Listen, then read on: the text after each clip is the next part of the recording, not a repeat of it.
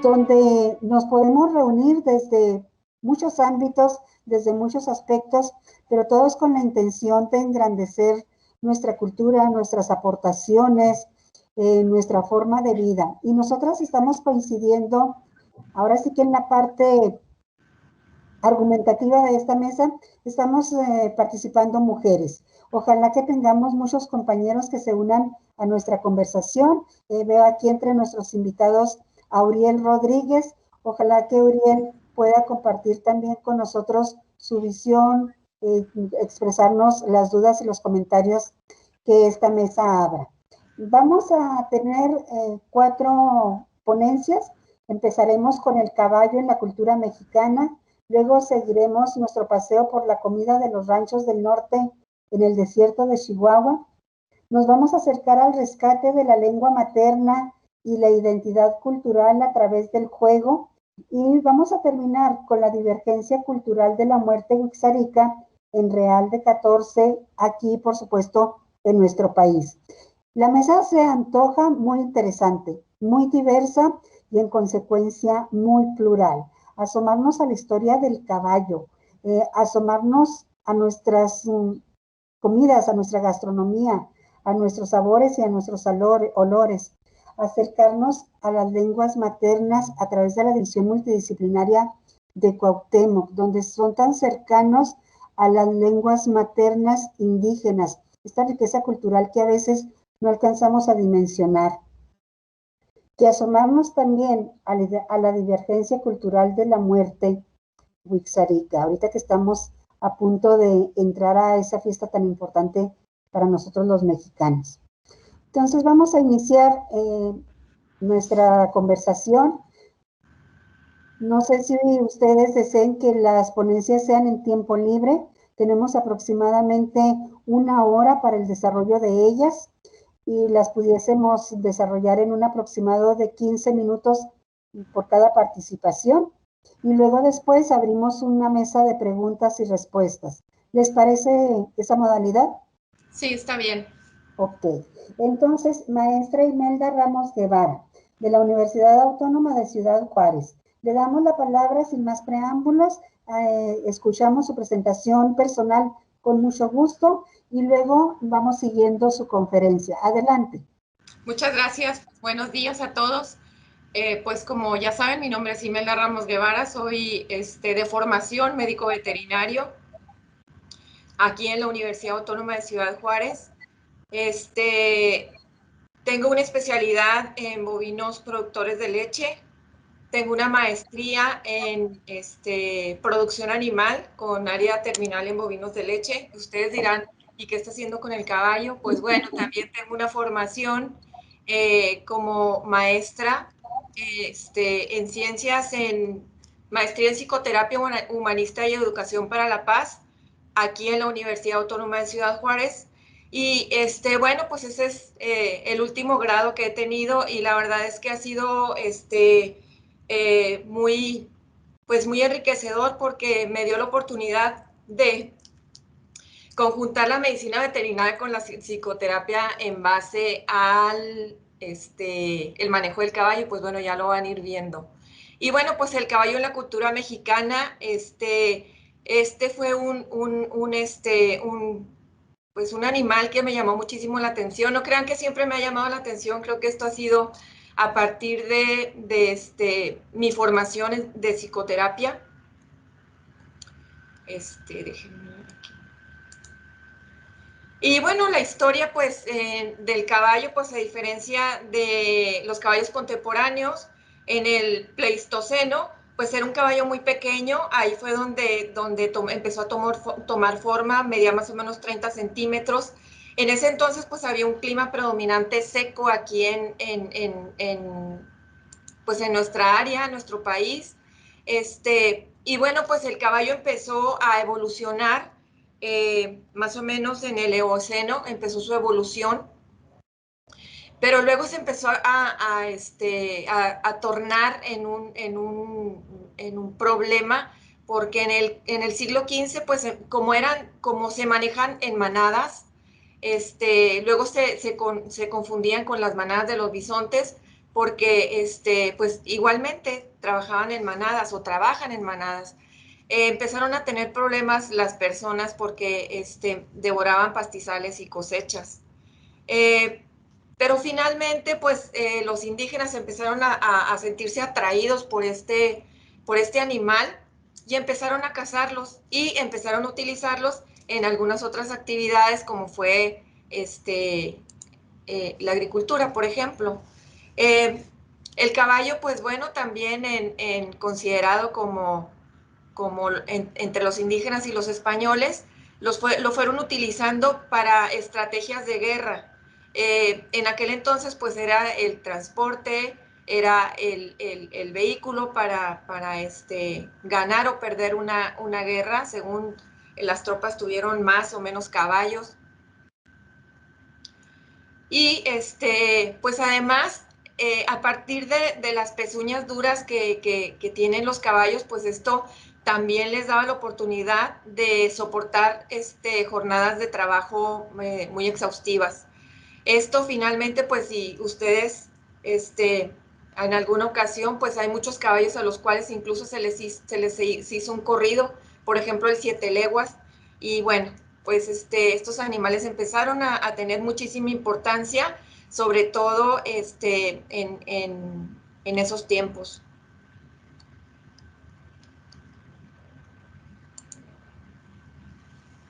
Y bueno, pues en los inicios así como les platico, pues empezó a haber una convivencia entre el hombre y el caballo.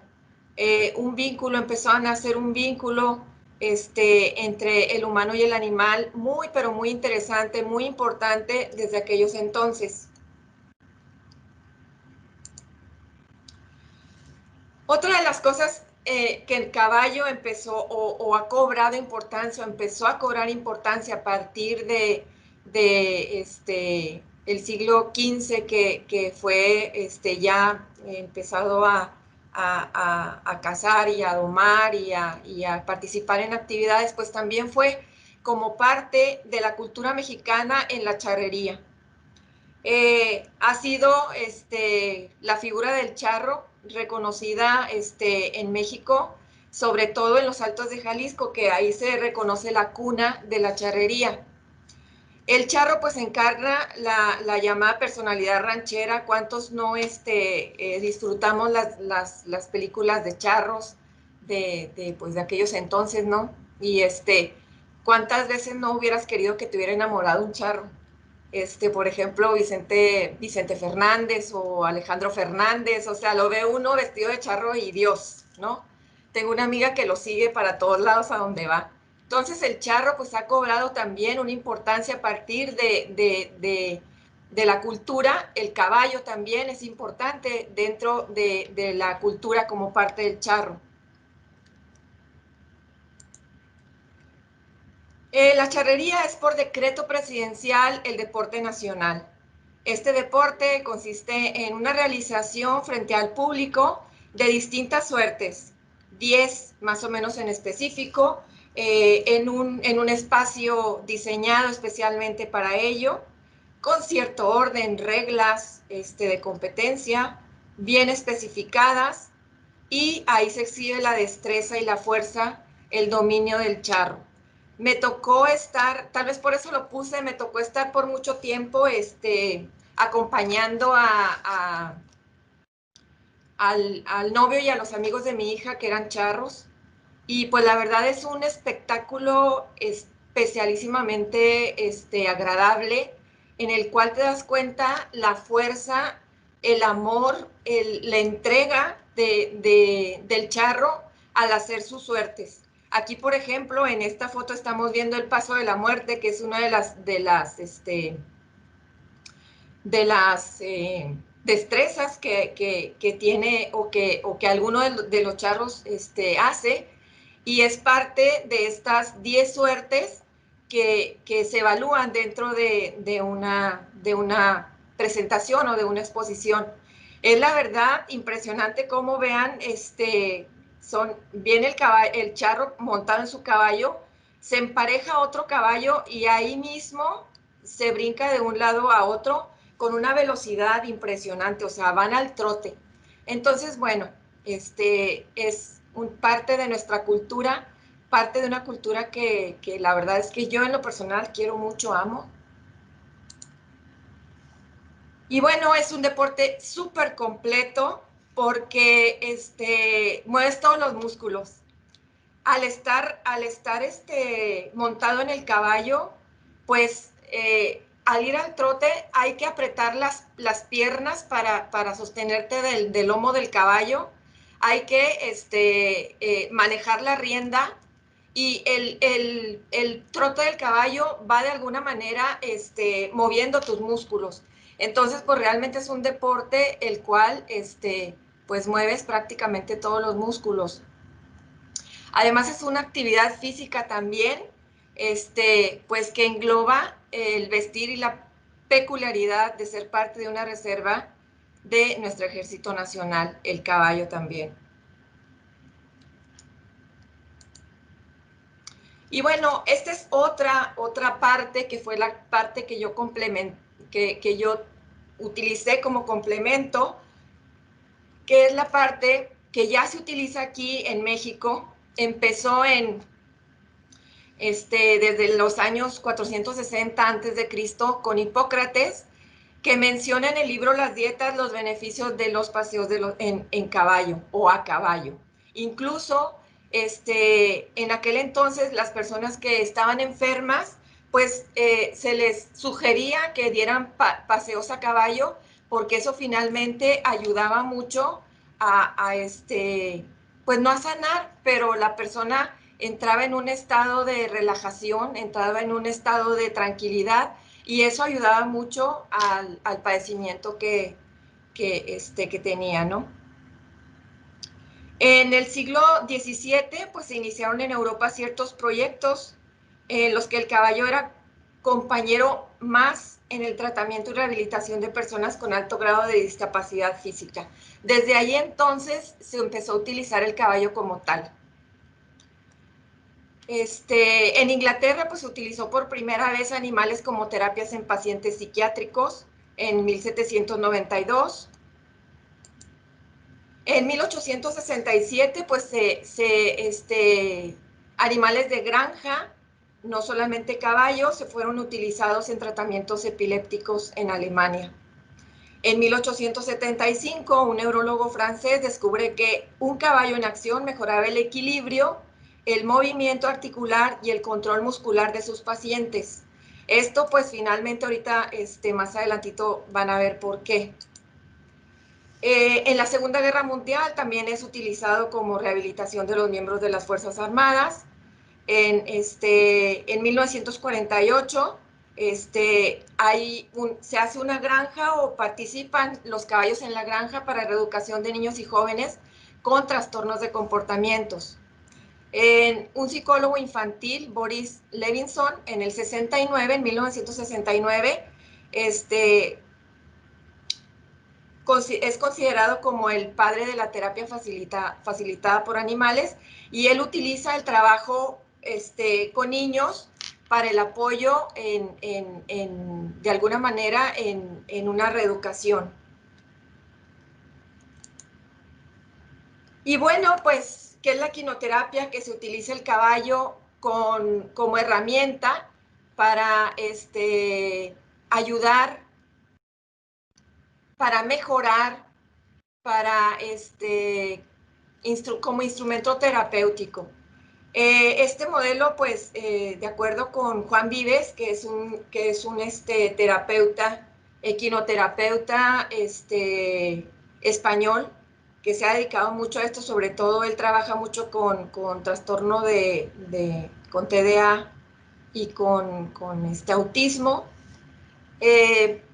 Habla de una metodología de rehabilitación complementaria diseñada, ejecutada y evaluada por un técnico especialista, en la que utiliza el caballo y todo su entorno para intervenir sobre diferentes áreas que conforman el desarrollo integral de la persona. Se utiliza como estímulo emocional, correctores de conductas, posturas, en lo motor y estimulación de las áreas del cuerpo. Es toda una maravilla el caballo en esto.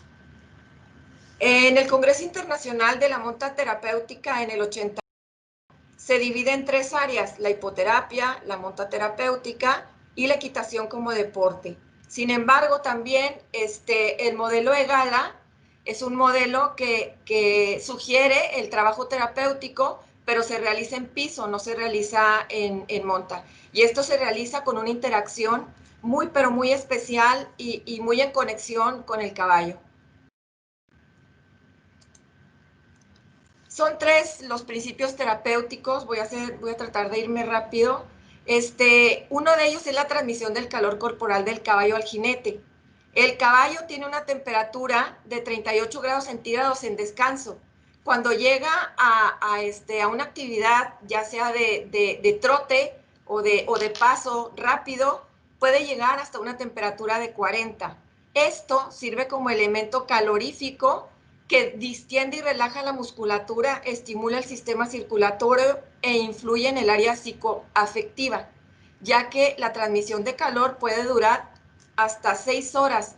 Y entonces, una vez que la persona baja del caballo y entra a una terapia, a una fisioterapia, por ejemplo, pues es mucho más fácil porque el músculo está en una relajación mucho mayor. Y entonces finalmente esto nos da como consecuencia pues una mejoría mucho más rápida de la persona o del paciente. Otra de las cosas pues de los principios es la transmisión de impulsos rítmicos del lomo del caballo al cuerpo del jinete. Al terminar, transmite de 90 a 110 impulsos por minuto, similar al latido del corazón del ser humano, lo que hace que la frecuencia cardíaca sea regulada en base a la frecuencia cardíaca o a los estímulos o a los impulsos del caballo. Esto causa beneficios de relajación y estimulación bastante positiva en el paciente que lo recibe. Esto también da una sensación de ser mecido y evoca en el paciente los momentos en el seno materno, promoviendo grandes beneficios. Entonces es otra de los principios importantes de utilizar al caballo como herramienta en psicoterapia. Otro, el tercero, pues la transmisión de un patrón de locomoción equivalente al patrón fisiológico de la marcha humana. El movimiento tridimensional de la marcha del caballo es similar al del ser humano. O sea, el movimiento del caballo es muy similar al movimiento que hacemos nosotros cuando caminamos. Esto, pues da grandes beneficios porque tiene que ver con la parte de la neuroplasticidad neuronal, que esto, en la terapéutica asistida con caballos se logra recuperar funciones que se vieron suspendidas por años. Esto, déjenme decirles rapidísimamente, una de mis maestras en equinoterapia, ella tenía problemas de dislexia desde siempre. Tenía problemas siempre en la escuela por la dislexia.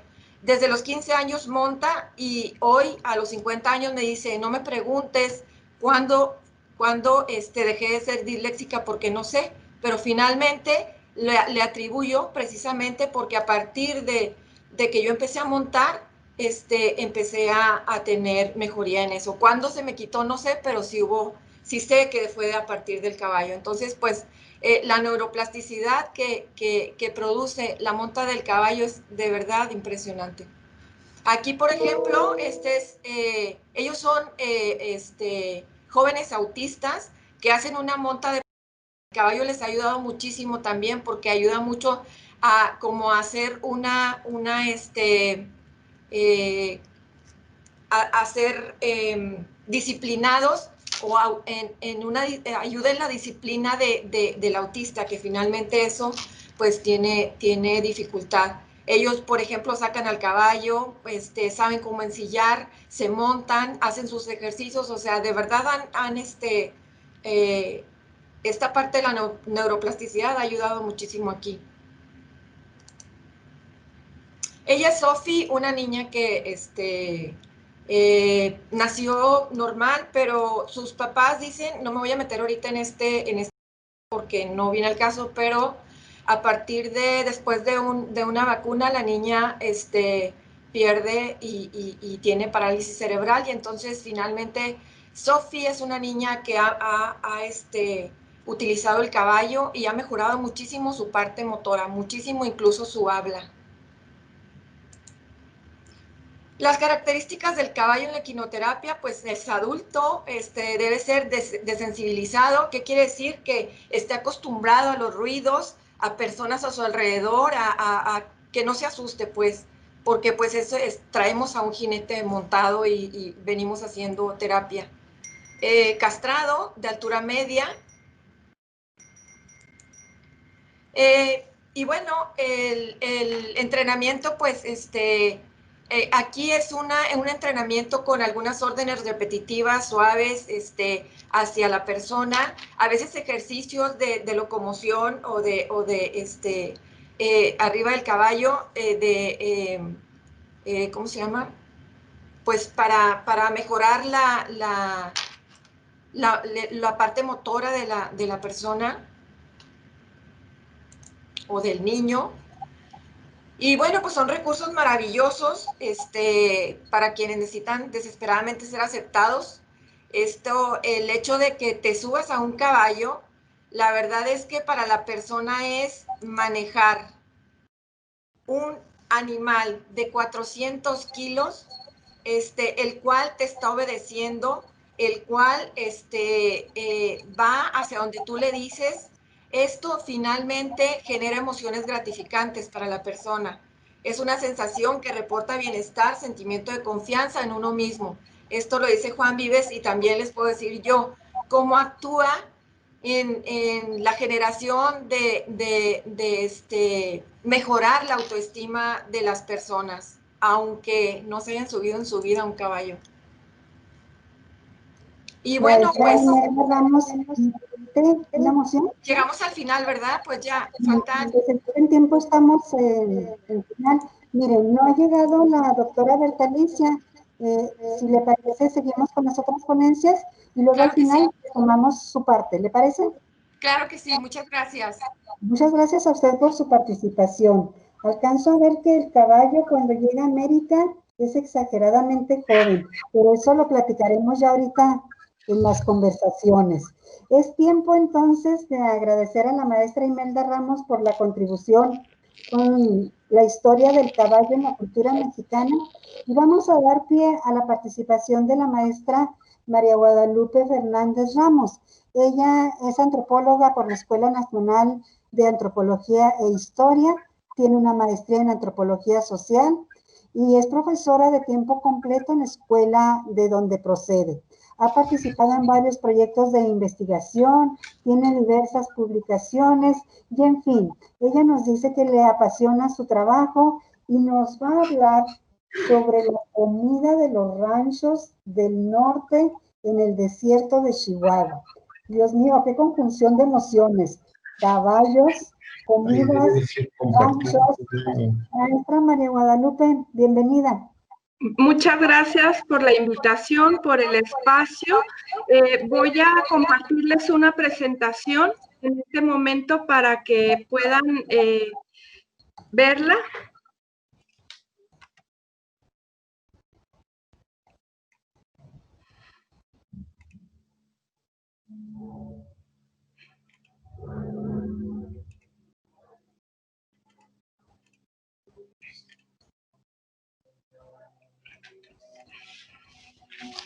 Bueno, sí, muchas gracias. Bueno, la comida de los ranchos del norte en el desierto de Chihuahua. Esta ponencia, desde una mirada etnográfica, tiene la finalidad de describir prácticas culinarias, es decir, lo que come la población ranchera en una zona del desierto chihuahuense, así como sus formas o métodos para la preparación de aquellos alimentos que la caracterizan. El acto de comer está ligado a una diversidad de factores relacionados con el medio ambiente, la existencia de una flora y fauna, así como la presencia o no del vital líquido, el agua. Por otra parte, los procesos históricos de la región, donde apaches, revolucionarios y los nuevos colonos han sido figuras centrales y que se han asentado en los anteriormente terrenos nacionales, son firmes expresiones del nomadismo que desde tiempos remotos ha caracterizado a la región. Recorrer grandes distancias siempre ha sido parte de la existencia de esta población. Otro factor es aquel relacionado con la personalidad adusta y fuerte de habitantes en los llamados ranchos del norte, lo cual le imprime características específicas a su comida y a la forma de elaborarla. No obstante, el eje central es su actividad económica como ganaderos, es decir, la comprensión de que su vida gira en torno al cuidado del ganado, principalmente vacuno y en menor medida caprino, actividades que dan sustento a su gastronomía. Por lo anterior, se puede decir que dichos factores son fundamentales para comprender la complejidad de la vida en el desierto. Por lo tanto, el qué comer, cuándo comer, los métodos de preparación, sus prácticas y costumbres ligadas al acto de comer son parte de una urdimbre permeada por la cultura vaquera de la población ranchera. En resumen, es necesario hacer una caracterización de la región, de las continuidades históricas que vienen desde su pasado prehispánico y colonial como matrices epistemológicas de sus herencias culturales, de la importancia de los factores y elementos del medio ambiente en la constitución de los saberes y prácticas alimenticias actuales de los rancheros de esta población del estado de Chihuahua. La región de los llamados Ranchos del Norte se encuentra ubicada en el territorio que actualmente ocupan los municipios de Ojinaga y Manuel Benavides, en el extremo noroeste del estado de Chihuahua, limítrofe con Coahuila y con el estado de Texas en Estados Unidos. Esta región se caracteriza por formar parte del así llamado desierto chihuahuense, una gran área ecológica que se despliega a lo largo de los estados de Sonora, Chihuahua, Coahuila, Nuevo León, Durango y Zacatecas, así como los estados de Arizona, Nuevo México y Texas del lado norteamericano. Esa gran extensión contiene una variación de altitudes, fisiografías y ecosistemas. La región que se establece en este texto en lo particular se caracteriza por presentar lomeríos, pequeñas serranías entre las cuales se expanden grandes valles con un clima seco y con lluvias en verano, lo que permite el desarrollo de amplios pastizales y zonas con abundancia de vegetación xerófita, matorrales, cactáceas y suculentas, muy importantes para el desarrollo de la principal actividad productiva, la ganadería. Esta descripción es importante porque la alimentación de la población de esta región está íntimamente vinculada con las características ecológicas, las especies vegetales, los animales endémicos y desde luego con la actividad productiva de los pobladores de esta región, caracterizados asimismo como rancheros. Otro factor ambiental que es muy importante en la definición de la vida social y cultural de la región es la escasez de agua. Por ejemplo, en el municipio de Manuel Benavides se reporta una precipitación anual de apenas 281 milímetros con una evaporización de 98% de acuerdo a la Semarnat en el 2013. Y hay años con lluvia y años de sequía. Por esta razón, la presencia o ausencia del agua es tema cotidiano en las conversaciones, en el pensamiento y en las actividades laborales de los rancheros. Llevar a beber el ganado, reparar presones, revisar pozos, pilas, mangueras, constituyen el tema principal del día a día en la región. Podemos decir entonces que en esta región privan condiciones de aridez con años de mayor precipitación, cuya flora y fauna está adaptada a esta variabilidad, cuestión que también favorece la existencia de microclimas en el área concretas y por tanto la diversidad de ecosistema que va desde el desierto de xerófitas hasta humedales, piélagos y zonas de recarga de acuíferos como la llamada Sierra Rica. Una porción del municipio de Manuel Benavides y Ojinaga se encuentra dentro de un área natural protegida con la figura de área de protección de flora y fauna Cañón de Santa Elena. La presencia de agua subterránea y manantiales favoreció la construcción de acequias coloniales que distribuyen todavía en la actualidad el agua para los cultivos y las huertas en algunos pequeños núcleos poblacionales de la región. La comida ranchera y la relación cultura-naturaleza. La intensidad de la radiación solar y la sequedad del ambiente hacen que estas tierras sean poco aptas para la agricultura y por la calidad de sus pastos y la disponibilidad de plantas forrajeras han hecho que desde hace siglos, la alimentación de esta zona tenga en la carne su protagonista principal. Ello explica también que el secado de alimentos sea una de las principales técnicas de conservación. La carne seca, los chacales, el chile pasado, el secado de chiles para los adobos y el asado de puerco, los orejones de frutas y verduras, la calabaza seca, se encuentran su ámbito de racionalidad en esta constante ambiental. Ya desde tiempos prehispánicos, los grupos de cazadores-recolectores que transitaban por esta zona tenían en la carne de bisonte, venado cola blanca, borregos cimarrones, conejo, jabalíes, como plato estelar de su dieta, y la mejor manera de conservarlo era mediante el secado al sol. Así lo menciona un cronista del siglo XVI al referirse a los indios vaqueros, que cazaban bisontes y cíbolos y otras especies. Cito, el mantenimiento de estos vaqueros es de carne de este ganado y mayor parte de ellos la comen cruda y tostada al sol y fuego. Comen y sustentan de caza de venados, liebres, conejos y otros géneros de caza y sabandijas silvestres. Fin de la cita. Posteriormente, con la desaparición del bisonte de estas tierras, el consumo de carne de los indígenas trashumantes se basó en el robo de ganado de las haciendas de los colonos de la Nueva Vizcaya. Lo mismo ocurría con los granos nativos.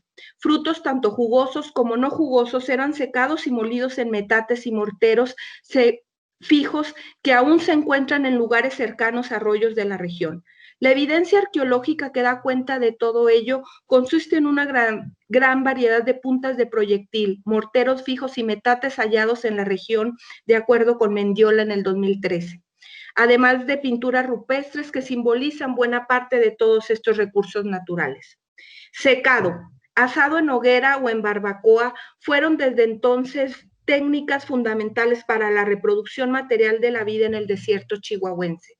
Al respecto, el historiador Jesús Vargas sostiene que en la colonización del norte del país llegaron principalmente hombres a desempeñarse como soldados, mineros o vaqueros, actividades todo poco propicias para la compañía femenina, según Vargas, por lo que puede suponerse que la cocina mestiza de Chihuahua se sustentó originalmente en el conocimiento culinario de los hombres rudos. Fin de la cita, Vargas. Ello aunado a que el ciclo agrícola de la región es de muy corto tiempo, condujo a la necesidad de preservar y almacenar los alimentos para épocas más difíciles. De ahí la importancia de la deshidratación de los granos, vegetales y carnes. Estas visiones, la experiencia acumulada, las tecnologías desarrolladas para cosechar, conservar y preparar los alimentos y para enfrentar los desafíos de la crudeza del desierto, se han heredado hasta la actualidad y se han combinado con alimentos y tecnologías modernas y en constante evolución. Comida y métodos de preparación.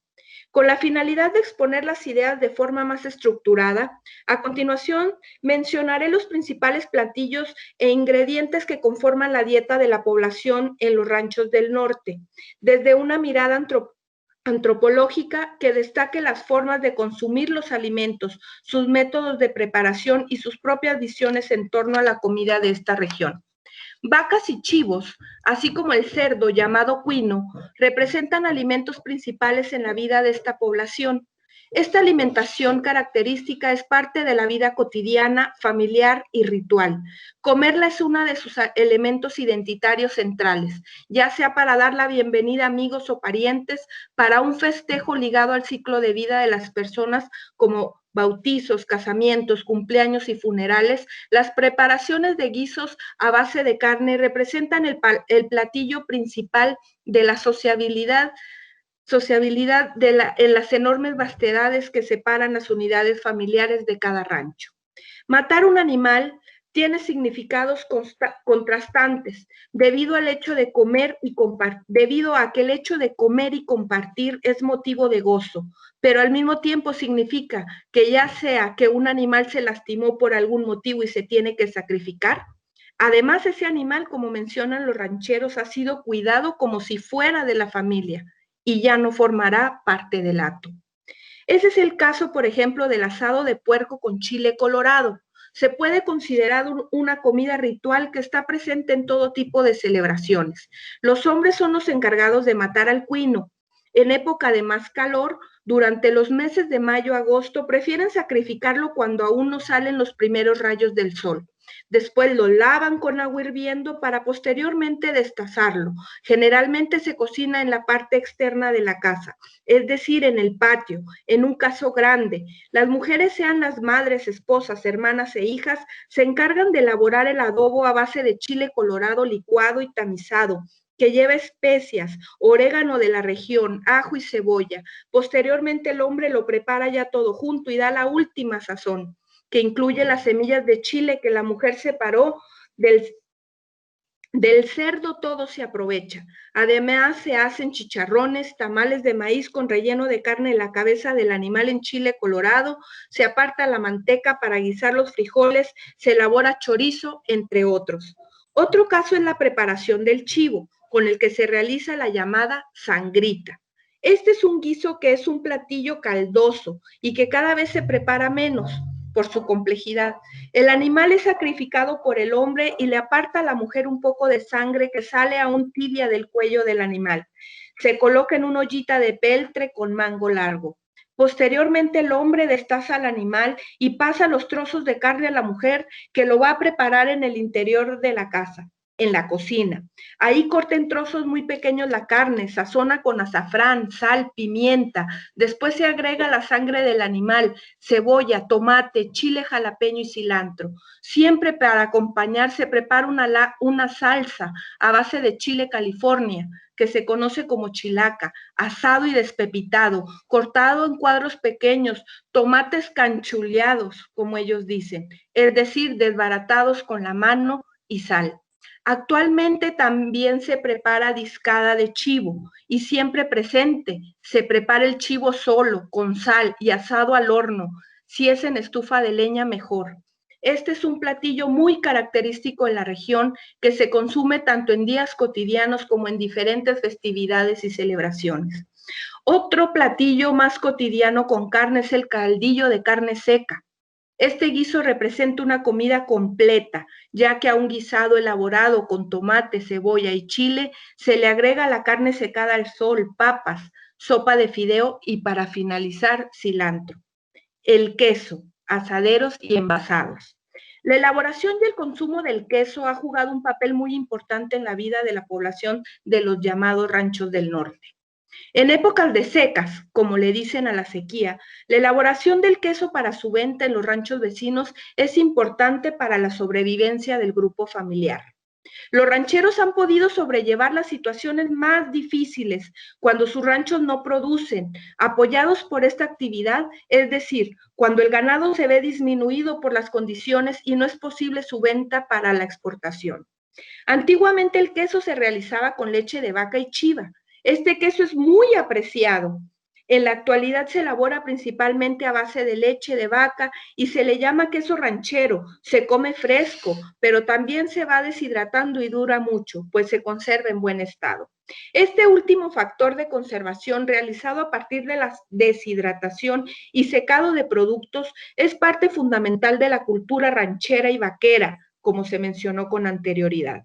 También este método es utilizado para la carne salada y secada al sol, la calabaza y el chile pasado, que es el chile chilaca asado y secado al sol, y que se prepara con carne fresca, seca, con papas o con queso, entre otros. También otros derivados de la leche fundamentales en la dieta cotidiana de la población ranchera son los asaderos, la cuajada, el requesón y el suerito de sal. Hombres y mujeres lo elaboran y son parte de los alimentos que se consumen diariamente. No solo acompañan diferentes platillos con frijoles, papas, carne, sino que por sí solos representan una comida acompañada de una tortilla de harina de trigo. Cabe mencionar que dichas tortillas se elaboran con manteca vegetal y son más apreciadas en esta zona que las de maíz. En todas las casas se elaboran, en ocasiones se hacen 2 veces al día, muy temprano por la mañana para el desayuno, para la elaboración del lonche de los rancheros que se van a trabajar en su jornada diaria o al atardecer para la cena. Lo importante es que sean recién hechas, pues según su palabra, esas son las mejores y más sabrosas que las recalentadas.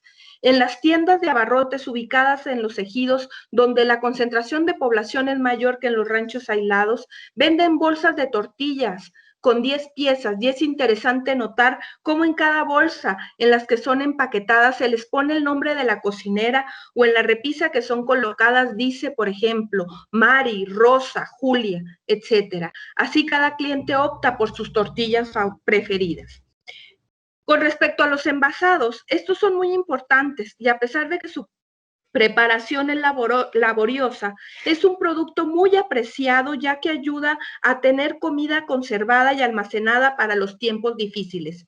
En frascos de vidrio esterilizados se envasa principalmente carne en trozos, tomate, chiles güeros, chilaca, jalapeños, así como frutas como son los duraznos, higos y manzanas.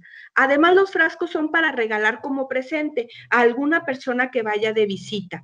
Con los higos cuando es tiempo de cosecha.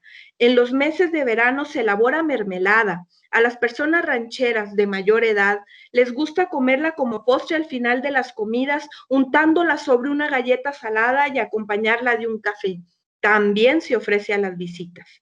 Por otra parte, las principales bebidas para acompañar los alimentos son el café de olla, de preferencia negro y con bastante azúcar, el agua pura, agua de melón o sandía cuando es temporada y el atole blanco, de masa de maíz. Este es mejor tomarlo sin azúcar o con muy poca, ya que suele acompañar el asado de puerco y otras comidas consideradas de difícil digestión, pues el atole contribuye a minorar los síntomas de pesadez en el estómago. El pan, las galletas rancheras y otros postres. La elaboración del pan, al igual que el queso, juegan un papel importante no solo como alimento presente en todas las familias, sino como estrategias que ayudan a la economía doméstica, pues en tiempos difíciles se hace pan para vender en los ranchos vecinos o en las tiendas ubicadas en los ejidos.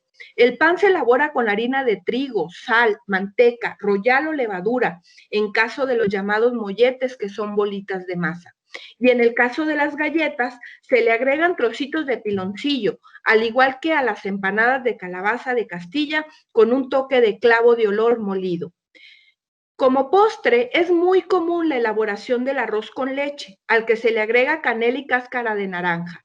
También se preparan bizcochos de manteca, rebozados en azúcar con canela, generalmente y en ocasiones especiales, como son las bodas.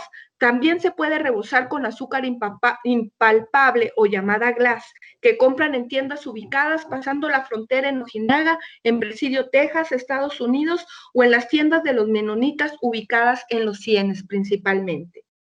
El pan ranchero es de vital importancia, pues con él se acompañan comidas en lugar o además de las tortillas, pero también como postre al final de las mismas o solamente para acompañar con café a cualquier hora del día, especialmente por las tardes o como cena.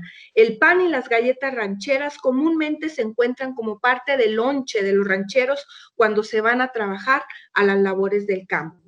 Comidas de Cuaresma y Navidad. Es importante destacar las comidas que se suelen preparar en ocasiones especiales, como lo son en la Cuaresma y Semana Santa o Navidad.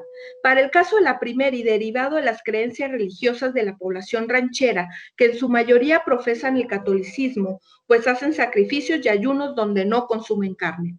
No obstante, en épocas recientes han entrado diferentes sectas cristianas derivado de la influencia del país del norte, con el cual colindan y donde numerosas personas de esta región han migrado.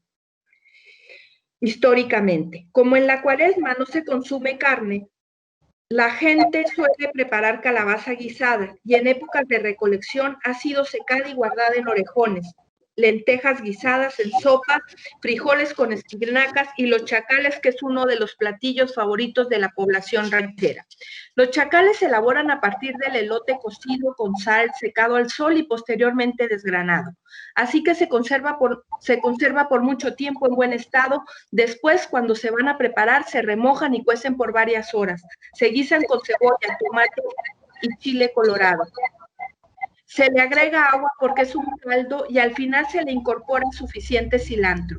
Además, un alimento de suma importancia no solamente en esta época es la papa, pues ya sea con carne, queso, asado, con cebolla o sola con frijoles, es una comida cotidiana y muy socorrida, al igual que la sopa de fideo, especialmente caldosa. A pesar de las altas temperaturas en la época de verano, más bien dicho, desde la primavera, es común que las familias consuman diversos platillos caldosos y calientes. No se diga su importancia en las épocas de invierno, donde las bajas temperaturas muy extremas son parte de sus días y noches. Por otra parte, Guadalupe, sí. Si nos permite, por tiempo, damos pie a la participación de la doctora Patricia Islas y luego regresamos con usted, igual que con la maestra Imelda Ramos. Sí, muy bien. Muchas gracias por su participación. Muy interesante. Inmensa la gastronomía que tenemos aquí en Chihuahua. Bien, pues qué maravilla participar en esta conversación. Gracias, maestra María Guadalupe. Regresamos enseguida con usted y vamos a darle paso a la ponencia Rescate de la lengua materna y la identidad cultural a través del juego. Nos van a presentar dicha ponencia la doctora Patricia Islas Salinas de la Universidad Autónoma de Ciudad Juárez, tiempo completo investigadora en la División Multidisciplinaria de Ciudad Cuauhtémoc, adscrita a la licenciatura en Educación y acompañada por la señorita Jessica Areníbar Muñiz, estudiante de la misma licenciatura ya en el 9º semestre. Y pues será muy interesante escuchar lo que ellas nos hablen a partir de esta conjugación de la lengua materna y el juego. ¿Cómo se va relacionando uno con otro? ¿Cómo se va construyendo nuestro lenguaje? Y cómo vamos construyendo también nuestra identidad.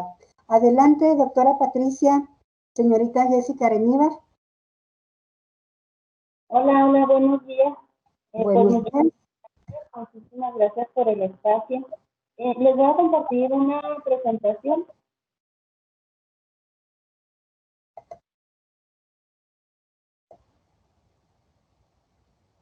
Bien, ya estamos. Ya está, ¿verdad? Bueno, pues esta investigación se llama Rescate de la lengua materna y la identidad cultural a través del juego. El objetivo de este proyecto, más allá de que los niños aprendan o reaprendan la lengua materna, es rescatar su cosmovisión, tal como la música, el vestido, la alimentación, a través de recursos didácticos y el lenguaje lúdico. Les voy a platicar un poquito del contexto de nuestra investigación. La colonia Vallenarí es un asentamiento tarahumara que se encuentra ubicado en la zona urbana de Ciudad Cuauhtémoc, Chihuahua. La colonia Vallenarí tiene una característica muy específica, que es que tiene un contexto geográfico propio. Es una colonia cerrada, vamos a decir, que tiene 100 casitas en donde viven 100 familias. Este asentamiento fue un proyecto que se generó durante la época de gobierno de el gobernador Francisco Barrios. Por los 1996 inició el proyecto y para 1998 se inició la construcción de la colonia Vallenari. Les platico así como anécdota que dentro de la colonia Vallenari y una de sus principales gestoras es Josefina Olivas, y la conocemos aquí como Chepa Olivas. Chepa Olivas es una rarámuri que tuvo que venir a trabajar a Cuauhtémoc porque, pues, por las condiciones precarias de la Sierra Tarahumara. De hecho, todas las personas que viven en la colonia Vallenari son jornaleros agrícolas migrantes. Y ella empezó la gestión junto con algunas personas de la sociedad civil para esta colonia, y ella le puso el nombre Vallenari a la colonia, que significa sol en rarámuri, y le puso así porque pues desde muy tempranito venían a ver el terreno y hasta muy tarde, muy avanzada la tarde, veían cómo se metía el sol, y eso la inspiró para esto. En esta colonia viven, como les decía, 100 familias y hay muchos niños.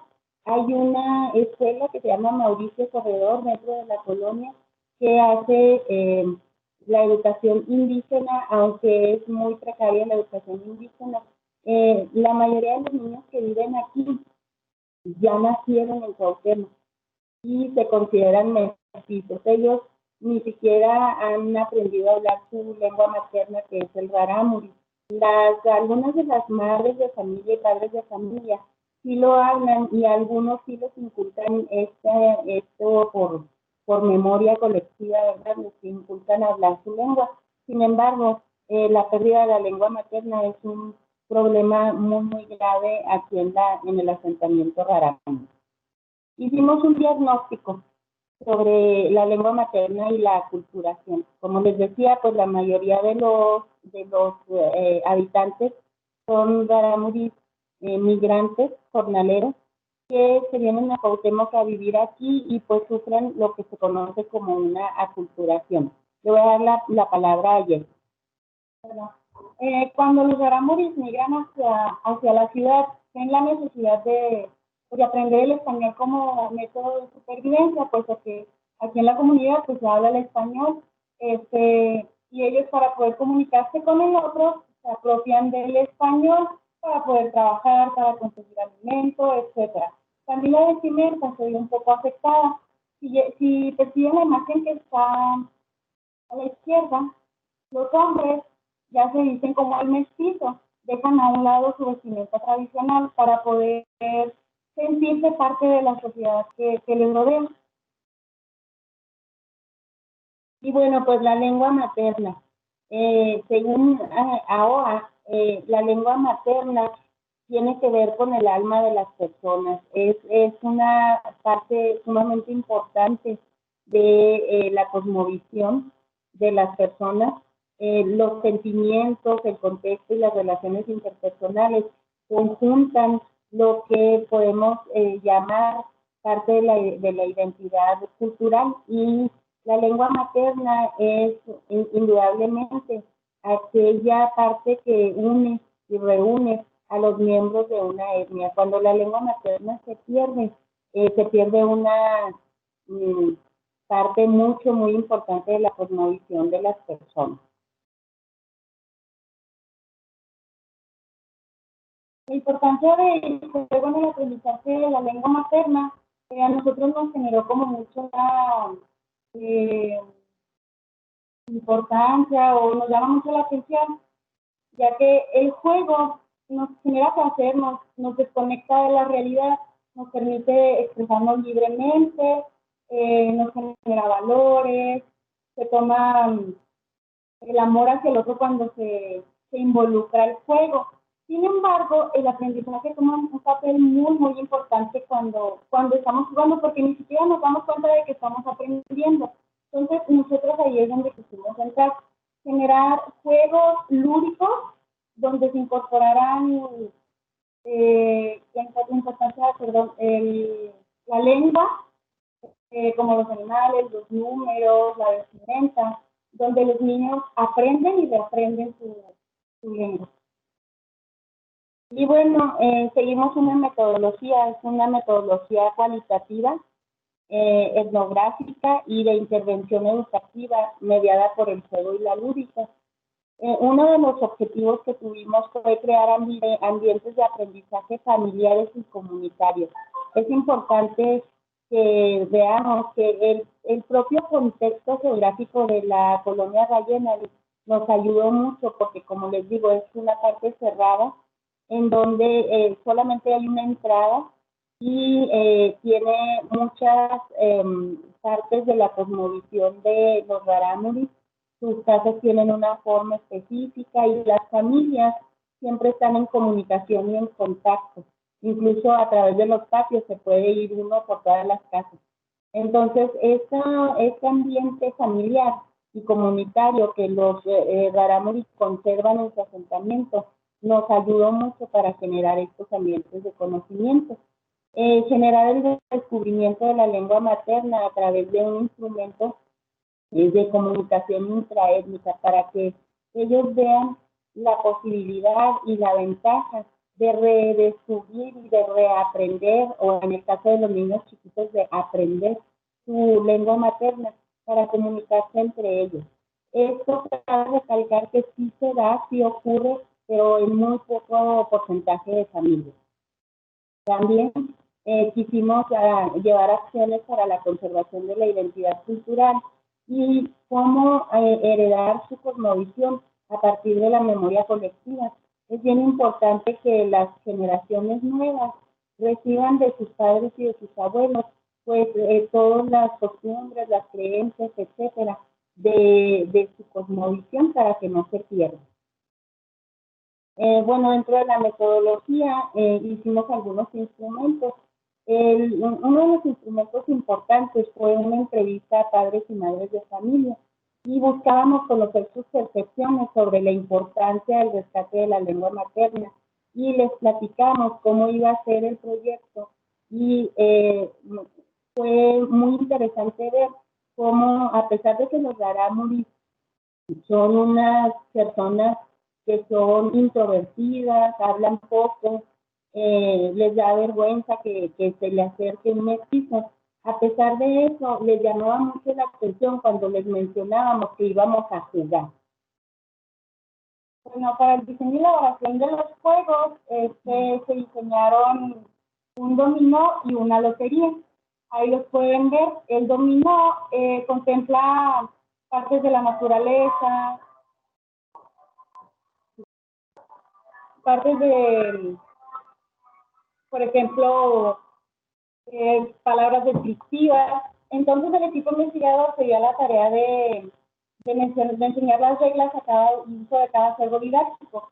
Fueron niños elegidos para que posteriormente ellos los utilizaran en el seno familiar, es decir, en su casa, donde los padres de familia pudieran proporcionar esa enseñanza de cómo se pronuncia esta palabra, porque nosotros que estamos en el aprendizaje de la lengua no pronunciamos bien, entonces no les podemos enseñar la pronunciación correcta mejor que los papás. En la lotería vienen partes del cuerpo, vestimenta, entre otras palabras que son básicas de la lengua indígena.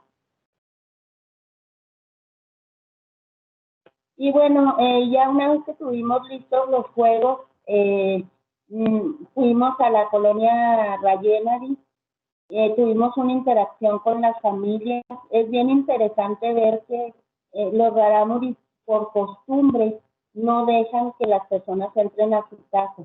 Ellos reciben a la visita en la parte de afuera de su casa, porque ahí afuera es donde ellos hacen un fogón y ofrecen la comida.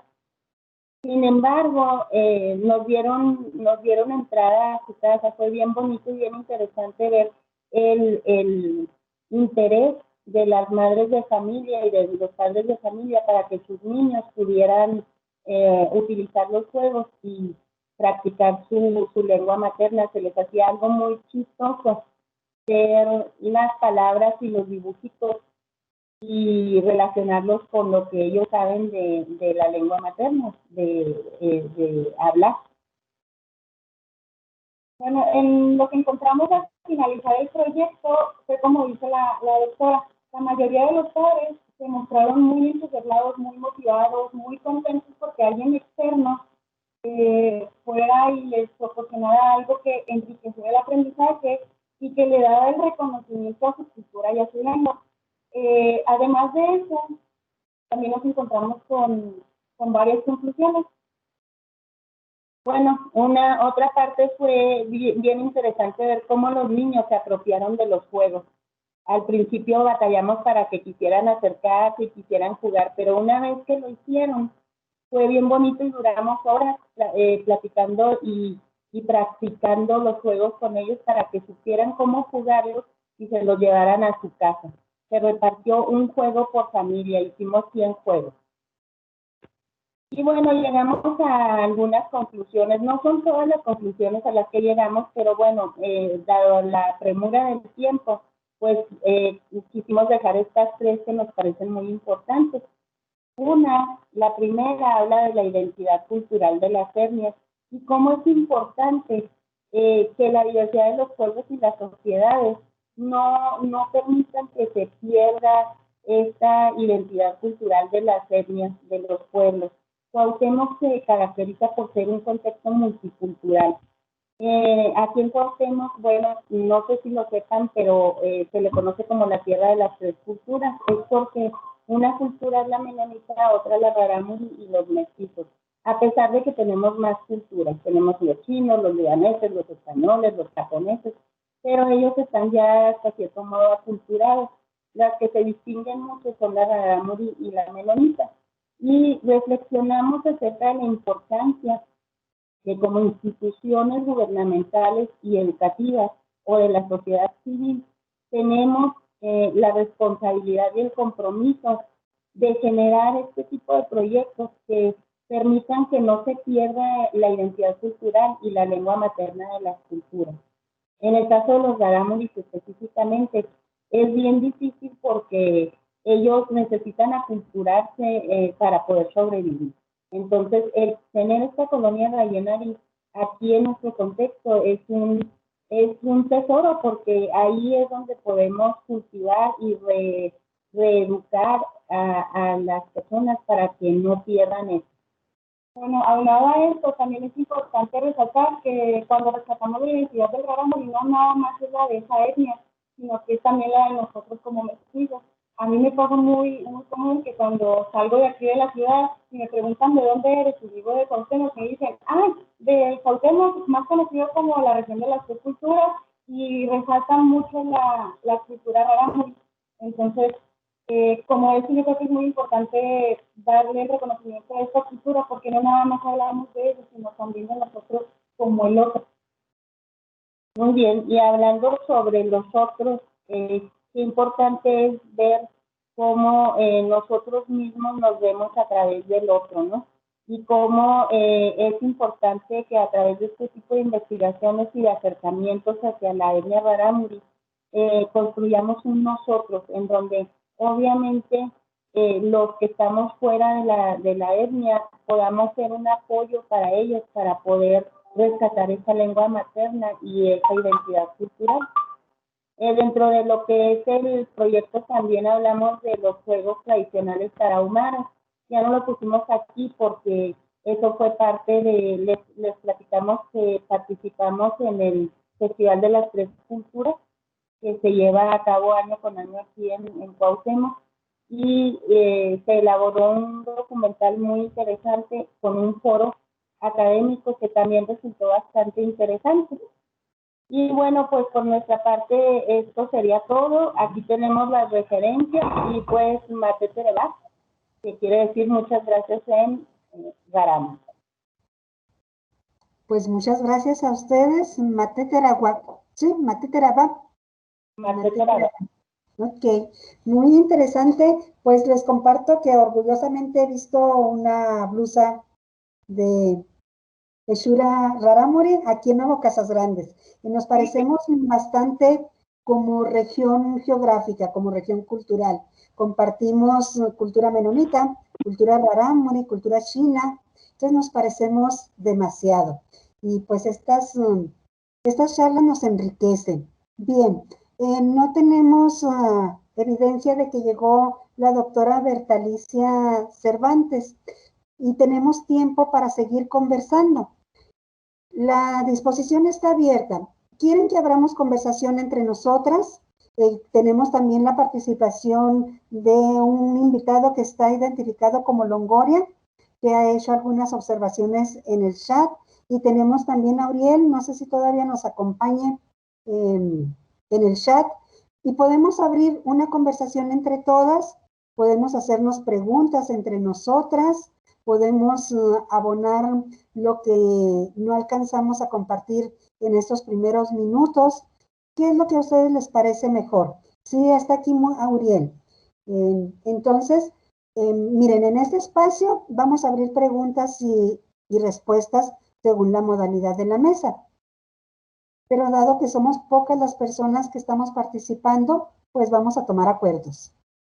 Longoria quiere participar. ¿Tiene abierto su micrófono, Longoria? ¿Qué tal? ¿Me escucho ahí? ¿Me logran escuchar? Muy lejos. Si puede abrir más su micrófono, por favor. A ver ahí, ¿qué ahí tal? Lo escuchamos bien. Adelante. Para la que nos expuso sobre la comida ranchera. Sí, para la maestra María Guadalupe. Ándale, para ella. Sobre la carne asada hay una discusión que se da a veces sobre el origen de esta forma de comer la carne. Estamos hablando de la carne asada. Así es. Una dice que es de origen de mi pueblo, yo soy Ndé. Luego nos dicen apaches, que pues eso nosotros lo rechazamos, nosotros somos Ndé y nosotros reconocemos que la carne asada es tradición nuestra. Y lo refieren varios documentos, como ya lo mencionó la maestra. Pero hay otra que dice que es de origen judío sefardí, a partir de los que llegaron a las áreas de Nuevo León. No sé si la maestra nos pudiera comentar si sabe de estas dos teorías, digo, reconociendo nosotros que reconocemos esa tradición como nuestra, pero creo que bien se puede dar esta fusión de tradiciones, ¿no? Y a ver qué nos podría comentar sobre ello. Bien, maestra María Guadalupe, muy interesante. Vamos a que usted nos profundice sobre el tema. Sí, bueno, agradezco el comentario del compañero. Bueno, principalmente quiero decir que este trabajo está enfocado en los ranchos del norte, como ustedes vieron, y es una parte del denominado desierto chihuahuense. Sí, están en esa zona, concretamente en el municipio de Manuel Benavides, con las personas con las que estuve trabajando. Efectivamente, en diversas culturas del mundo, la carne asada, bueno, no se puede hablar de un solo origen, ¿no? En diferentes culturas del mundo y pueblos, pues es algo común. Sin embargo, en este caso hablamos más de la carne que es secada, ¿no? O sea, la carne que se seca al sol y es parte de su alimentación cotidiana como mencioné, por una relación constante con el entorno ecológico y geográfico y que se determina en prácticas culturales como son las culinarias en concreto. Entonces, efectivamente, podemos hablar de diversos orígenes en los métodos de conservación, de elaboración y de consumo de la carne, por supuesto que sí. Y entonces, maestra, podemos hacer una relación carne seca, carne asada. Aquí en nuestra región sí las tenemos muy diferenciadas. La carne seca sería aquella que se deshidrata y la carne asada, aquella que compramos directamente para aventarla al asador, para aventarla a la parrilla. En ese sentido, ¿podemos hacer una conjugación de ambas? Bueno, son métodos diferentes, ¿verdad? Son métodos diferentes para consumir la carne, pero bueno, somos en el norte de México, concretamente, pues la carne es un alimento fundamental, ¿no? Y en el caso concreto de la población ranchera del desierto, pues el consumo de carne, como ven, tiene como dos partes, ¿no? Es como entrar en una disyuntiva, porque no siempre hay posibilidad de comer carne, es un alimento muy preciado, pero también a veces se consume porque un animal se lastimó y hay que sacrificarlo, o que hay una cuestión ritual o alguna festividad, pero no quiere decir que siempre la carne sea un elemento digamos que está presente en el diario. Sin embargo, por ser una población donde su actividad productiva es la ganadería, pues es un alimento muy preciado, ¿no? Entonces son formas distintas, pero efectivamente la carne juega un papel fundamental. Muy bien, adelante, nuestro invitado Longoria. Hola, hola. Andamos de carnívoros ahora. Oiga, el desierto chihuahuense prácticamente es poblado desde tiempo inmemorial por mi pueblo, los Ndé, todos esos estados que mencionó, y ahí señalé, ¿no? También faltó San Luis Potosí, también tenemos presencia. Esta región en la que se enfocó su trabajo, maestra, pues también es precisamente una zona que ocupó los Tlepha Ndé, o los que nos conocen como Apaches Lipanes, que tenemos toda esta gran presencia hasta Coahuila, Texas, la parte más hacia el este. ¿Hay algún trabajo suyo o nos podría hablar sobre la relación o las tradiciones de mi gente y algunos otros pueblos originarios que se hayan quedado plasmados en la cultura ranchera y pues específicamente en lo culinario? Porque yo podría mencionar pues otro tipo de cultura, ¿no? El sombrero de ala corta, la ropa, ¿no? La vestimenta, las cueras que les llaman algunos saquitos con tiritas de piel colgando, ¿no? Son parte de nuestra indumentaria que luego adoptaron y adaptaron a la cultura ranchera. Pero en lo culinario, ¿hay alguna otra de las que usted sepa? Sí, fíjese que no, la verdad es una región poco estudiada antropológicamente hablando. Qué bueno que está usted aquí, ojalá y usted pudiera sería muy interesante que desde la propia perspectiva de su pueblo pudiera hacer un trabajo que hablara sobre todo este tipo de reproducción cultural en la zona. En mi caso, trabajé con población ranchera, mestiza, pero no he hecho algún trabajo sobre los pueblos indígenas en la región, ¿no? Sé que hay algunas referencias históricas, que es lo que he visto, de los julimes, los conchos, los acaximes, arqueológicas también, hay bastantes, digamos, no bastantes, pero sí algunas referencias, pero en cuanto a estudios antropológicos actuales y que contextualicen un poco históricamente algunos intercambios culturales, influencias culturales en la zona entre diversos pueblos, desconozco. Entonces sería muy interesante que usted desde su pueblo pues pudiera dar esas aportaciones. Gracias. Yo le agradezco mucho a nuestro invitado Longoria que nos pronuncie el nombre de su cultura, porque es un vocablo nuevo para muchos de nosotros. Y a mí me gustaría poder escucharlo para irme apropiando de él. Bueno, tenemos varias variaciones dialectales, como para denominar a todo nuestro pueblo. Hay 3 variantes. Pueden decir Ndé, con una E muy larga, Nné, o como en mi variante que digo Ndé. Ok, entonces tenemos 3 formas culturales de pronunciarlo. Ahorita que me toca moderar esta mesa tan interesante, les comentaba que lo estoy haciendo desde Nuevo Casas Grandes.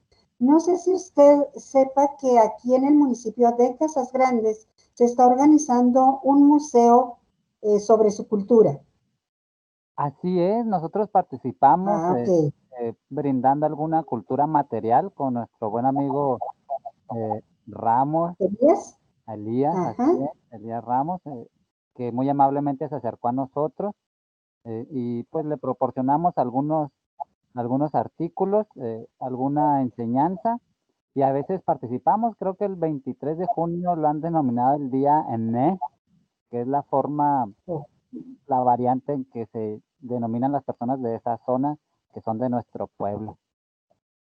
sí, que fue el primer lugar, digamos, en las redes sociales donde leí el concepto, el nombre, y bueno, pues nos iremos apropiando de él. Muy bien, muy interesante. Miren, la maestra Rocío Martínez nos pide que dejemos terminar a la maestra María Guadalupe antes de empezar las preguntas. Pues no leímos a tiempo el mensaje. ¿Y qué tanto le faltó, maestra? Íbamos en las comidas de primavera. Habíamos pasado por las comidas de Cuaresma. ¿Qué nos faltó por conocer? Bueno, pues gracias por el comentario, ¿verdad? Bueno, me faltó hablar un poco de las enchiladas montadas, de la preparación del lonche, la importancia del lonche en el trabajo de campo, en el trabajo en el campo para los trabajadores del rancho, los rancheros, cómo se hace el lonche. Y bueno, pues eran como 2 hojas, pero pues le leeré nomás las reflexiones finales, ¿no? Si me permite, claro. Sí, claro que le permitimos. Y luego invitamos a la maestra Imelda para que ella también nos comparta sobre el caballo. Pero vámonos entonces con las enchiladas montadas y, ay, eso que nos faltó. Adelante. Bueno, aquí voy a leerlo rápidamente. Bueno, también en la época de celebración de la Cuaresma se elaboran las enchiladas montadas, siendo estas una de las especialidades de esta región, aunque se preparan durante todo el año, ya sea como una comida cotidiana o para la cena de Navidad. Esto depende de la economía familiar. Las enchiladas montadas son tortillas fritas y posteriormente pasadas por la salsa de chile colorado licuado, tamizado y bien sazonado con sal, ajo y orégano de la región. Acomodadas en una especie de torre, encima de cada tortilla se pone cebolla picada, queso ranchero rallado y así hasta 4 o 6 piezas y finalmente se coronan con 1 o 2 huevos estrellados. En Navidad o en ocasiones especiales como son los cumpleaños y de acuerdo a los platillos favoritos de la persona festejada se elaboran las sopaipillas, que son un postre muy característico de la región elaborado a partir de tortillas de harina frita, una miel preparada con piloncillo, canela y poco clavo de olor molido. El método de preparación consta de colocar en un recipiente las tortillas fritas, después se agrega queso ranchero rallado, nueces, pasas y algunas cocineras le ponen también cacahuate. Se embeben del jarabe preparado y así capa por capa hasta llenar el recipiente, que suele ser un hoyito ovalada o redonda. Este postre acompañarlo de un vaso con leche fría enfriada en el hielero, que suele llamarse al refrigerador en esta región.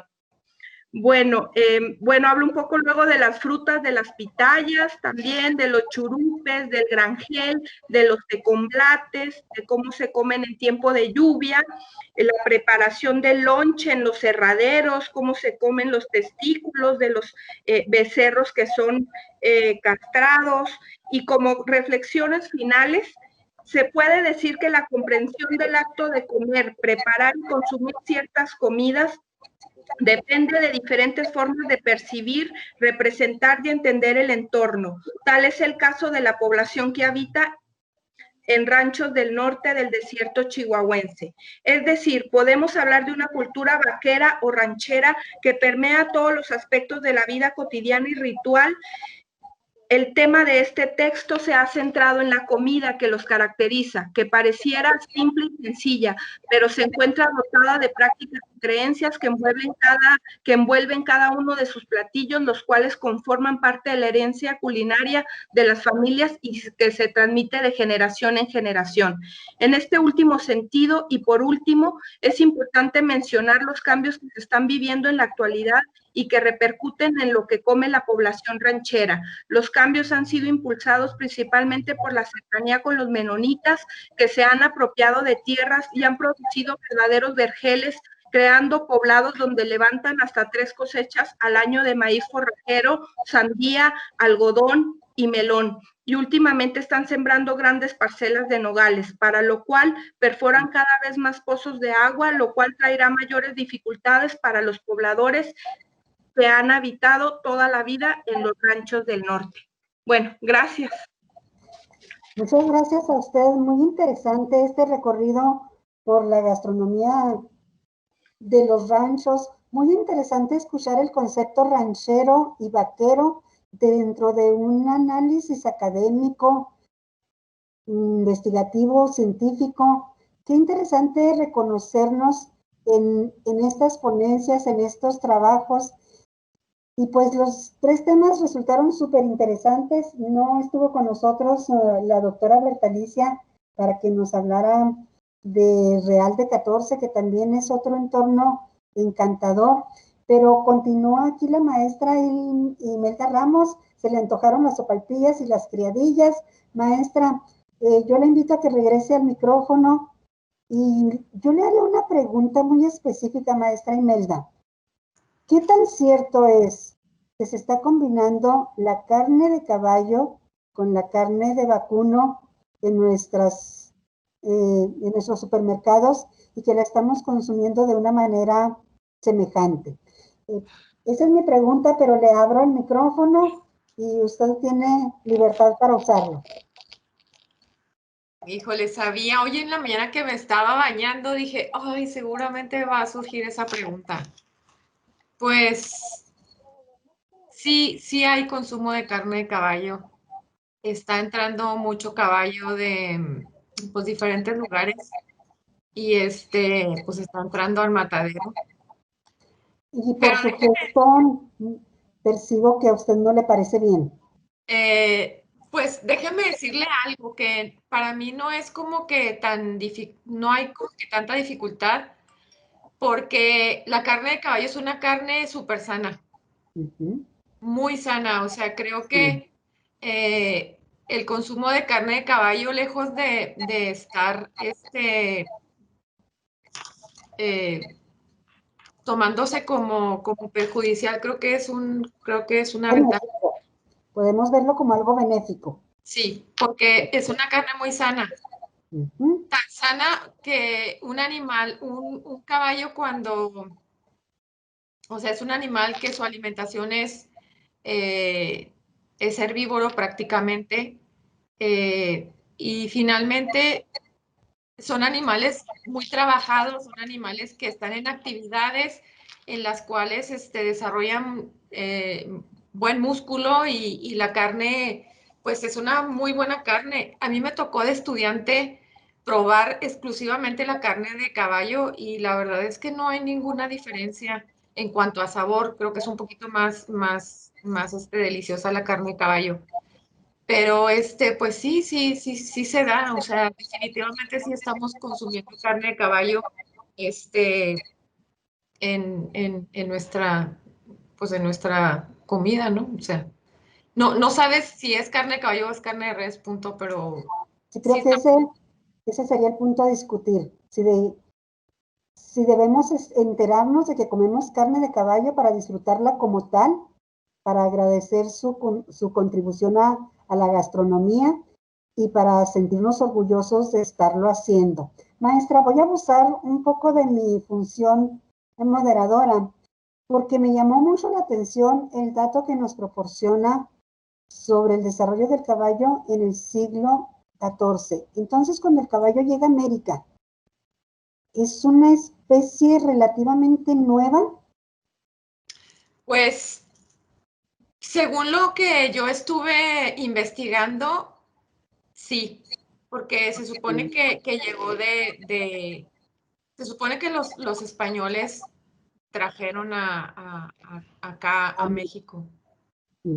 Entonces, pues finalmente le encontraron el beneficio pues de transporte, de ayuda en la agricultura, de muchísimas cosas encontraron beneficios.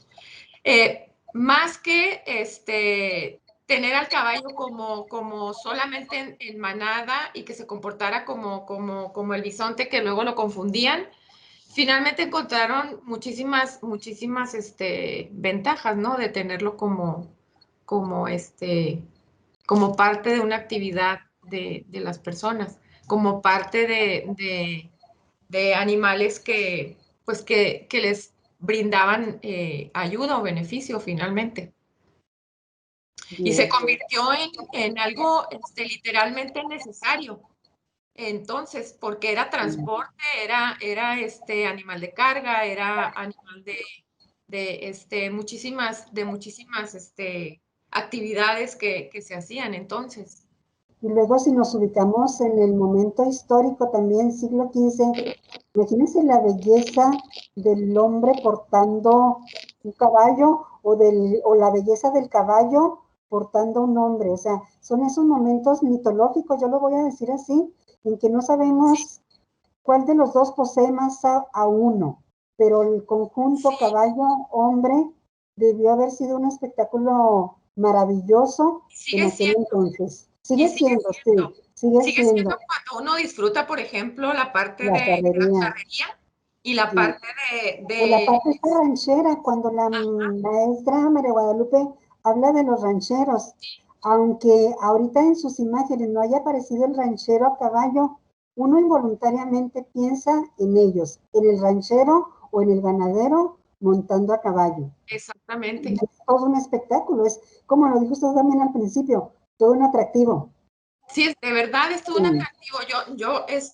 Bueno, yo lo disfruto mucho, porque tengo una hija que está que primero fue charra y ahora es la parte del rodeo, es barrilera, tiene su equipo y disfruto enormemente la conexión que tiene con su caballo. Impresionante. O sea, la conexión es vital, la conexión que tiene el caballo con el hombre o con la persona que lo monta es impresionantemente hermoso. Cómo se va llevando, pues. Oiga, mire, aquí nos hace algunas observaciones Uriel Rodríguez, nuestro invitado. Dice, la carne de caballo siempre se ha consumido desde diversos grupos en los pueblos, los Nedee, espero haberlo pronunciado bien, Mangas Coloradas, Chiricahuas, etc. El caballo no existía en México, había una especie similar, no recuerdo bien el nombre, pero era más pequeño y de 5 pezuñas más.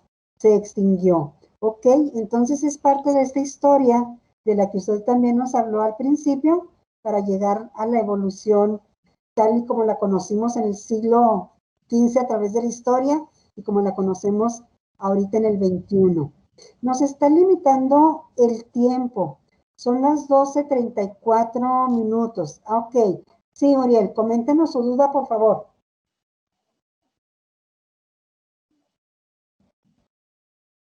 ¿Sí se escucha? Sí. Sí, adelante. Hola, pues buenas tardes. No, primero que nada, felicidades a la doctora Imelda. De hecho, la mesa en general me gustó mucho, ¿no? Pero yo me acerqué a esta mesa porque Juan Longoria me invitó debido a la primera ponencia. Yo nomás quisiera hacer una pregunta ahí a la profesora, más o menos para el enfoque cultural, ¿en qué se basó, no? Porque yo, por ejemplo, yo sí he trabajado al caballo como tema, lo he trabajado en ponencias, en tema de tesis, entre otras. Y yo tuve mucha complejidad con el tema cultural respecto a que no hay un enfoque o una guía para trabajar el caballo en ese tema. Nomás me gustaría saber más o menos qué enfoque siguió la profe Imelda y unas observaciones también, ¿no?, que me gustaría hacer.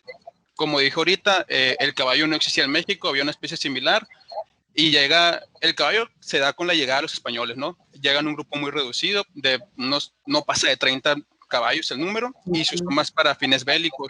Entonces, desde ese momento, el caballo va a adquirir 3 tipos de uso o herencia. Yo lo denomino herencia colonial cultural, económica y social del caballo. En este caso, la cultural de ella, correctamente, pues ahí está la charrería, ¿no? Todo lo que implica la identidad, pero también me hubiera gustado que ella abordara un poquito más de cómo surge el charro, ¿no? Porque el charro no surge de la nada, el charro surge en las haciendas, Claro. con estas suertes que hacen, Sí. de ahí se desprende el chinaco también, ¿verdad? Entonces, es muy interesante, la verdad. Me gustó cómo lo abordó, sinceramente, y me gustó más cómo lo ligó a la equinoterapia, ¿no? Porque yo al principio pensé que solo iba a hablar de cultura, porque el título no menciona equinoterapia, y me gustó mucho cómo lo liga a la equinoterapia, a su tema.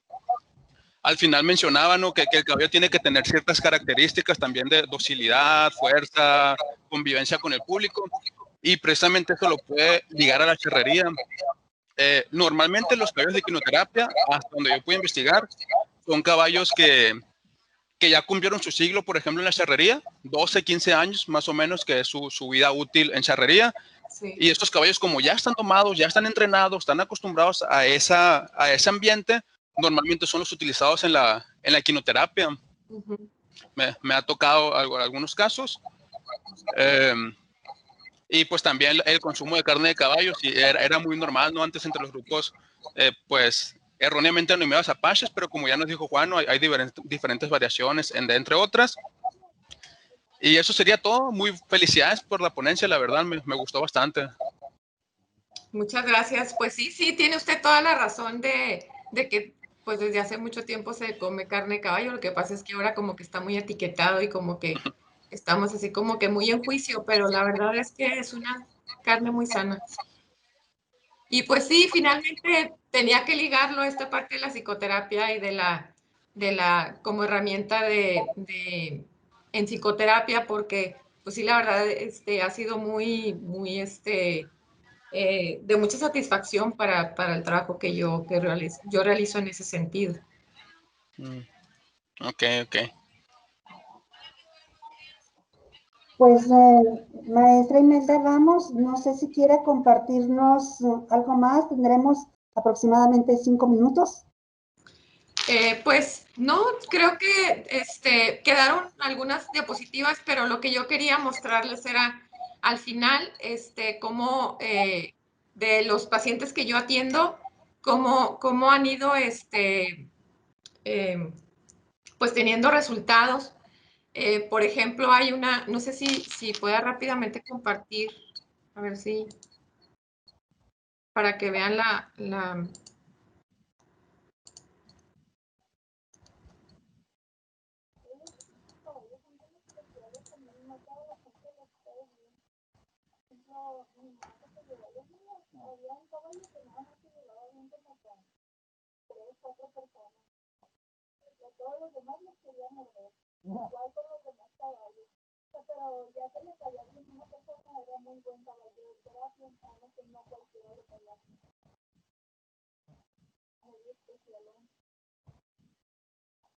Tres minutos y termino.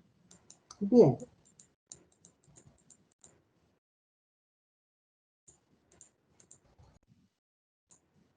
Solo quería mostrarles las últimas fotos. Y ya no alcancé. Pero la verdad es que es un trabajo maravilloso lo que hacen los caballos. Yo estoy impresionada. Esta niña, bueno, aquí en el caso, por ejemplo, pues una vez que te subes al caballo, ni te sientes juzgado, te sientes escuchado, validado sobre todo, porque vas en un animalazo, pues te sientes importante porque pues tú lo vas dominando, ¿no? Y estás arriba y tu autoestima empieza a manifestarse de una manera diferente. Esta niña tiene 17 años, nunca se había subido un caballo y la verdad es que era una niña con muchos miedos y pues le entró al caballo, finalmente al último, déjenme compartirles al último lo que no, creo que está por acá.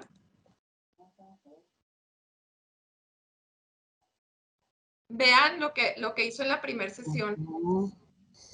O sea, en la primera sesión al final no le importó y se totalmente confiada en el caballo, abrazado, así se estuvo como 5 minutos, conectada totalmente con el caballo.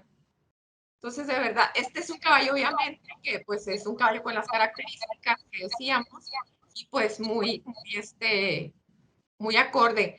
Él es mi esposo que me ayuda siempre en esta parte porque él es el que cabreste el caballo y pues yo voy dando las indicaciones.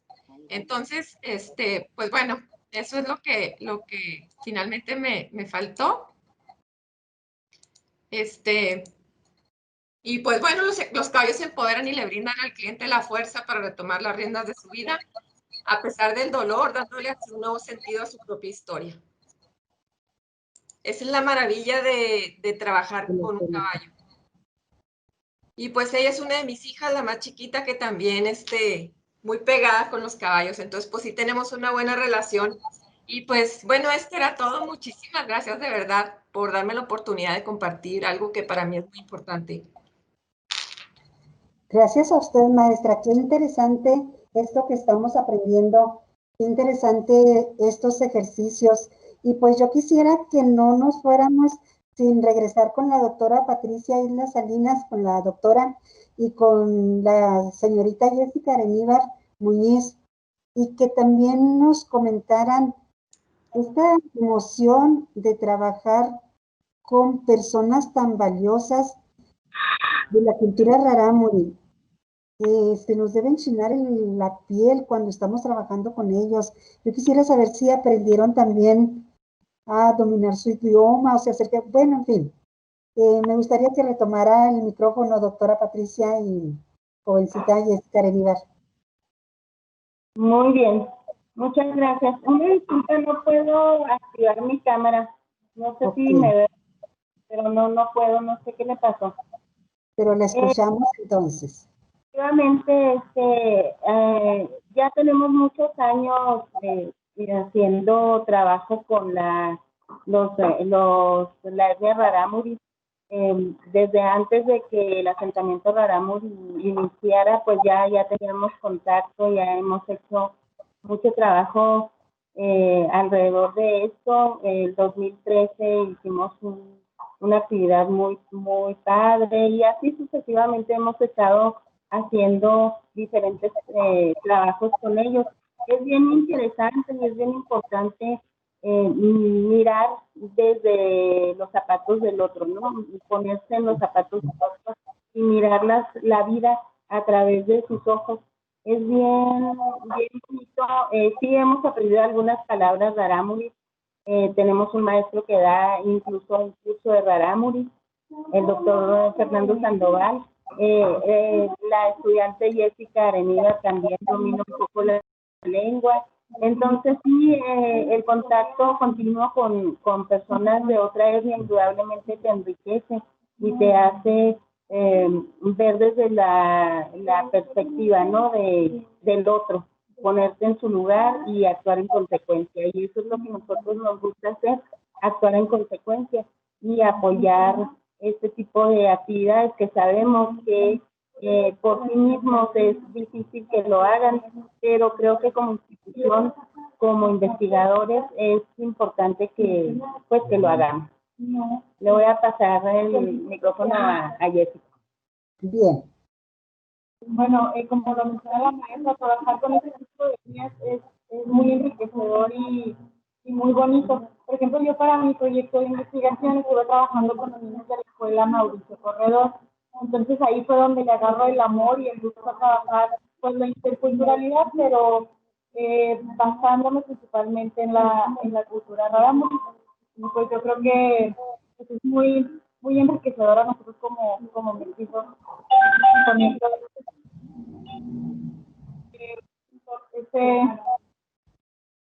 Preocuparnos por rescatar este tipo de cultura. A mí me dio mucho gusto observar la imagen de la comunidad, ver que sus casas tienen una dignidad muy importante, que ya son un complejo urbanizado, vamos a decirlo de esa manera, y que eso nos habla de que ellos viven en mejores condiciones, que se acercan más a la modernidad y a disfrutar todos estos elementos que nosotros como mestizos nos hemos apropiado, pero que también a ellos les pertenecen. Sí, es bien interesante el asentamiento Rayenari aquí en Cuauhtémoc. Nosotros pues estuvimos desde el inicio, desde las gestiones, y me acuerdo por ahí se narra que cuando los ingenieros y las personas de presidencia municipal fueron a observar el terreno donde se iba a construir, en la tierra, así en la tierra, los miembros de la comunidad dibujaron sus casas. Ellos le dijeron al gobierno municipal cómo querían sus casas. Una de las cosas que nos llamaron mucho la atención es que ellos no querían una cocina, no querían una cocina adentro, y eso es porque ellos están acostumbrados a cocinar afuera, y es algo que se conserva en la colonia Rayenari. Es algo que llega uno y cuando le ofrecen tortillas y todo eso, ponen su fogón afuera. Incluso hay las festividades propias de los rarámuris se llevan a cabo en la colonia. Se ha luchado mucho por conservar esas formas, ¿no? Esas costumbres, esas creencias. Y participar en el Omawari, que es una de las principales fiestas, es bien interesante porque pues ahí vemos la diversidad de costumbres, de creencias, de formas de ser y de hacer de los rarámuri. Es muy interesante. El asentamiento rarámuri inició, se construyeron 50 casitas primero y después otras 50, y en la actualidad son 100. Muy bien, pues una gastronomía muy diferente a la que nos muestra la maestra María Guadalupe Fernández, pero también debe ser muy interesante ver cómo encienden el fogón y cómo comparten el alimento que ellas tienen a través de su cultura. Pues estamos en tiempo de cerrar esta mesa. Agradezco enormemente la oportunidad de haberla podido moderar. Agradezco la oportunidad de haber conversado con ustedes, a nuestra compañera que manejó los recursos técnicos. Muchas gracias, Sara Eugenia. Gracias por estar pendiente de nosotros. Creo que salió muy bien. A la maestra Rocío, que también estuvo pendiente del desarrollo de esta conversación. A quienes nos acompañaron en el chat, pues ojalá nos volvamos a encontrar en otro espacio. Ojalá volvamos a coincidir en otra conversación, y la próxima vez que veamos un caballo, lo vamos a ver con otros ojos. La próxima vez que alguien critique la venta de carne de caballo, podremos tener otra opinión. Cuando se nos hable de equinoterapia, podremos haberle encontrado otro enfoque. Podremos decir con inmenso orgullo que la palabra ranchero y la palabra vaquero se escucha esplendorosa en una mesa científica y académica. Podemos decir que los platillos que se producen y se preparan en los ranchos de Chihuahua son deliciosos en la imaginación y en el sabor, como nos lo compartió la maestra Imelda, y que nuestras culturas rarámuris son inmortales. Yo los invito, yo presento mi ponencia el viernes en la tarde, y pues nada más les digo que me encontré un texto que dice que el indígena es inmortal, y a través de nuestra cultura rarámuri lo estamos viendo. A mí me resulta increíble que en el 2021 ellos conserven sus costumbres, conserven sus tradiciones y sigan siendo una cultura tan vistosa, tan alegre y tan propia para nosotros los mexicanos, y sobre todo la gente de Chihuahua. Ojalá nos podamos acercar más a ellos. Muchas gracias, Sara Eugenia. Muchas gracias, maestra Imelda Ramos Guevara. Fue un placer. Maestra María Guadalupe Fernández Ramos, doctora Patricia Islas, Jessie Areníbar, Uriel, que estuvo participando, nuestro invitado Longoria, y todos los demás que aparecieron aquí en la cámara. Muchas gracias por todo. Gracias. Gracias. Muchas gracias. Hasta pronto. Hasta pronto. Mil gracias. Hasta luego.